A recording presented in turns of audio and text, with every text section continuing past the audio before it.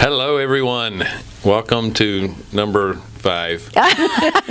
We were going to say, or we weren't going to say what number podcast this was, but I did anyway. So he's such a rule breaker, living on the edge. I am on the edge all the time. So we are in a changing market, which is one of the reasons we love real estate. Is it's always changing. That's right. Well, in fact, your meeting last night for the Rock Hill subgroup that you put on was about that market and how it changes. And we've all been, reading what's out in the news now about how things might be slowing down just a little. And, the question we always seem to get is, what are you doing? What are you going to do when this market changes? How are you going to handle that? Yeah, and it's not just the meeting last night. Right. We've had meetings. We've known this month. for weeks. What is it that you can do in your business to be proactive in a market versus being reactive in a market? What Wendy and I do, and we've been established for a while, and we can afford to go out and mastermind with all these different groups and folks from different parts of the country. To us, it's like an insurance policy. Right. We can see what's going on in other markets, and the benefit of being in a mastermind is that you're sharing. It's attitude of abundance instead of that mentality of scarcity. Right. And you're always sharing and helping each other. And we're seeing what other folks in other markets are doing. On the fix and flip side, I know there are a lot of groups that are sticking with the properties that if they had to turn them into rentals, it's not a big issue. So they're sticking in a market that is, we'll say Midwest and East Coast. The sub 250 market. Right. You get to the West Coast and prices are a heck of a lot different. That would be a hut. But but it makes more sense to deal in a price point that, worst case scenario, I'm turning it into a rental and I'm not losing any money. I'm still getting cash flow on it, right? Right. Whether you're a lender, that's a great way to go if you're a lender. It's also a great way to go if you're a rehabber. There's a lot of things you can do. I remember when Frank Dodd first came out, and we were all scared. Right, what is this going to do to us? And Frank. Yeah. Not Frank Dodd. Is that what I said? Frank Dodd. He was my neighbor. Sounds like a guy down the street.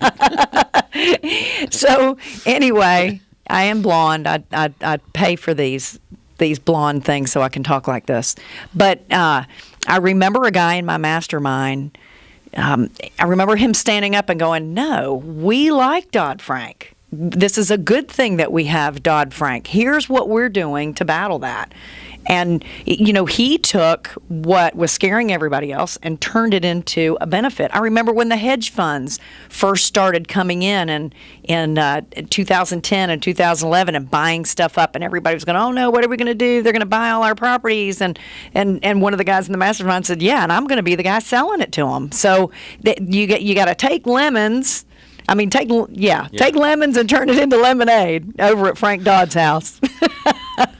Take lemons and turn them into lemmings. Yeah. Well, birds are good. But there's so as lenders, one of the things that we talked about doing is, we're in short-term loans to begin with, so we're kind of in a position where we can easily change terms and that kind of thing. And then, we're also lowering our average loan amount.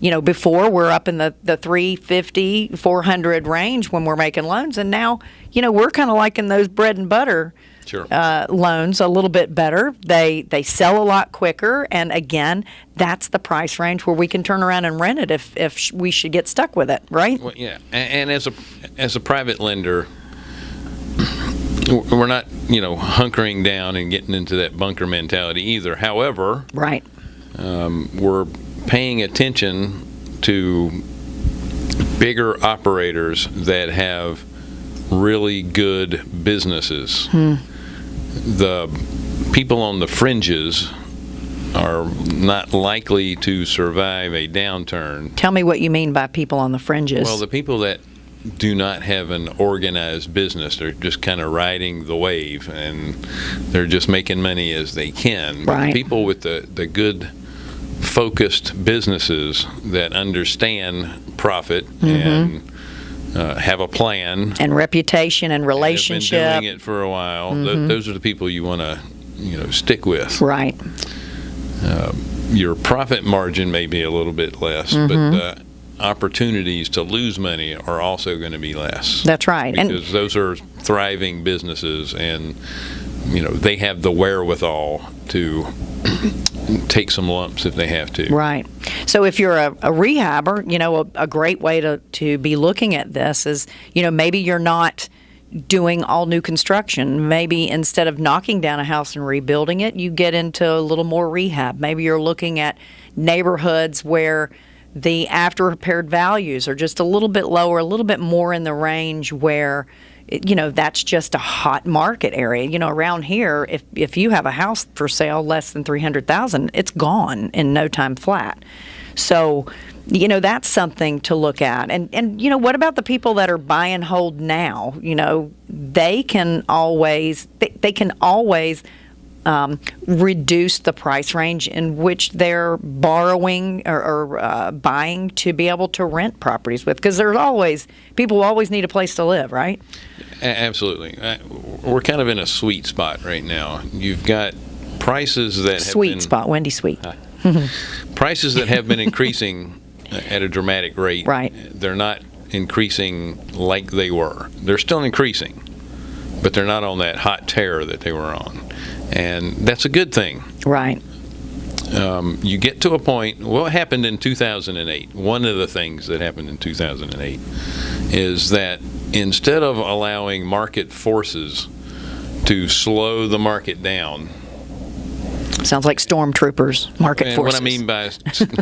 What I mean by slowing the market down is by slowing the price increases down. Right. Was, they came out with all these exotic programs, these lending programs that you really... Can you fog this mirror? You get money. Well, it's not just that. If they'd have stuck to the basics, the 30, the 15, the 20-year fixed rate mortgage, right, and you had to qualify based on your income, eventually people weren't going to be able to qualify for these big expensive houses. Right. And what happens? The house stays on the market longer. What happens after that? They have to reduce the prices. And that would have kept the market forces in check, but instead they came out with these really crazy negative amortization that loans. Was really insane. It was, your real rate was 6.5%, but you only have to pay 3%. And we're going to take the balance and add that to your principal, but your house will be worth so much more in 5 years. That's right. That it will take care of that. Right. Well, it doesn't always go up.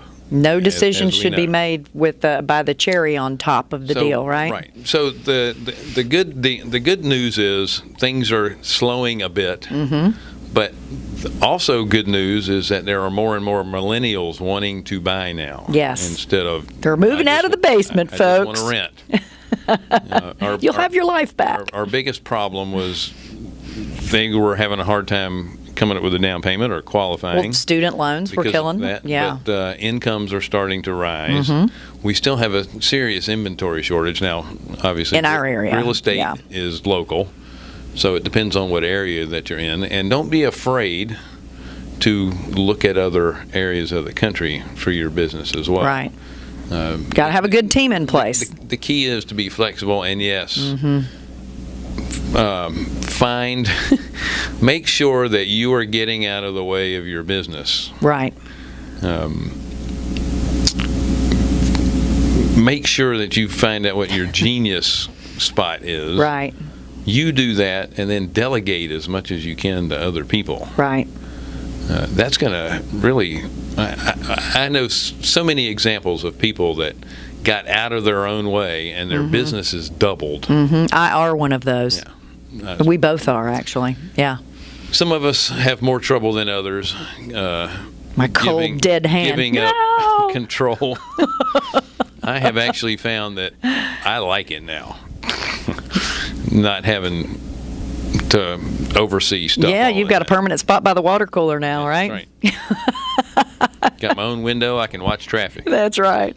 That's right. But what is it that you're doing to keep flexible, to be proactive in the industry? And like I said, Wendy and I join all these masterminds and keep up with it. But what are some other examples of groups and networking opportunities people have? Your National Real Estate Investor Association, I can't say enough about that. Bigger Pockets, if you're not on Bigger Pockets, you're truly missing the boat. There's so many meetup groups out there that you can be involved in that don't really cost anything for you to just read and educate yourself with what's going on. And we talked about changing some of the things that we're doing, but even as an investor, whether you're buying, wholesaling, whatever you're doing in this industry, you have to look at other ways to buy properties and other ways to market and sell your properties, because what worked last year may not work next year. Bandit signs, in my opinion, have always been a great way to go. You have the influx of yellow letters. How many yellow postcards are you getting in the mail these days? I'm so tired of those things.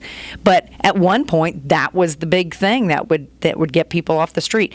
Knocking on doors is a great way to find properties. And then what are the things that you're going to do to market properties? These days, we just went to an open house that was a casino night for a house. It was great. There were well over 150 people there. They had valet parking. I mean, yes, it was a $775,000 home, but it was amazing what they spent. I think she said it was about $3,500 to put this on, to be able to get brokers and neighbors and other vendors like herself, the builder, out there to see what she's doing and get the word out on what she's doing. And it couldn't have been at a better time. The road was very skinny, and it was raining, so it was perfect for valet parking. Yeah, that's true. I don't even care if you're leaving with my car. Just get me close to the house. Yeah, it was just a great grand opening. So you're seeing, everybody market things a little bit different, whether they're buying or selling. Well, it's very important that you educate yourself. You constantly have to keep up with what's going on. Like I said, the reason that we're even in this business is because it does change a lot. Keeps it interesting. Well, and you have to pay attention to the changes too. We don't want to run around like Chicken Little. Oh, the sky is falling. The sky is falling. Everything's going to hell in a handbasket. But you don't want to ignore what's really going on around you either. It's no different than we have borrowers on occasion that, if they're fix and flip single family people, they find a really good deal on a lot, they want to do a fix and flip single family there, right? Right. But the highest and best use for that property might be, multifamily. But they don't think of that because they have those blinders on. It's the same thing with the market in general. You can't have blinders on. I only do this. Right. You have to learn how to do other things as well. Well, the other thing because too, they'll come back around. Right. And you'll need to do those things right. in order to thrive. And you're not trying to survive a downturn. Well, you want to be able to thrive in a downturn. They also may not know how to put in a multifamily. So should you really do the multifamily? I know, I'm dying to talk. So conversation. Should you do the multifamily, or would you be better off wholesaling it to a multifamily builder, or joint venturing with somebody that's a multifamily builder? What a great way to learn another part of a business is by bringing the deal to the table. So there's so many ways to skin that cat. That's right. Can I talk now? Yes, you can. I'm sorry. I got nothing to say. So seriously, you got to stay flexible in this industry and in this current climate. Things are going to change. You need to be on top of it. You need to network with folks. You need to educate yourself. Don't run and hide. Don't stick your head in the sand. Learn new things. Notes. If you're a builder or a fix and flip or a buy and hold person, you need to start learning about notes. Right. Because what notes will do for you is open up so many other plan Bs and Cs and so much more opportunity. There are markets out there right now where a bank will not lend any money on a house to a owner occupant because the loan amounts are too small. Right. Does that mean you can't make any money? Heck no. You can make a ton of money on these smaller houses. Right. Anyway, we're going to wrap it up. Yeah, because that's a whole nother podcast. That'll be another show. Yeah. So thanks again for joining us, and I hope to see you soon. Awesome.